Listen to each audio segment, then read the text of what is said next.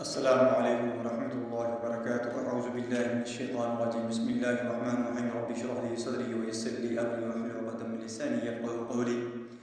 وقل جاء الحق وزهق الباطل ان الباطل كان زهوقا۔ جنات جسم کے اندر کس وقت داخل ہوتے ہیں؟ عام لوگوں کو یہ پتہ نہیں ہے کہ ان کے کون کون سے مواقع ہیں اور کس وقت ان کو بہت ہی موزوں وقت ملتا ہے کہ یہ انسانی جسم کے اندر چلے جائیں، کیونکہ نبی صلی اللہ علیہ وآلہ وسلم نے فرمایا کہ ان جو جنات ہوتے ہیں، شیاطین ہوتے ہیں، یہ انسانی خون کے اندر حلول کر جاتے ہیں اور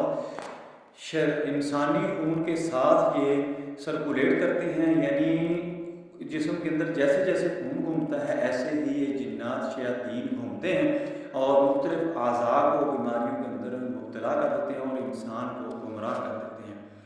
دوستو پوری ویڈیو دیکھیں، آپ کو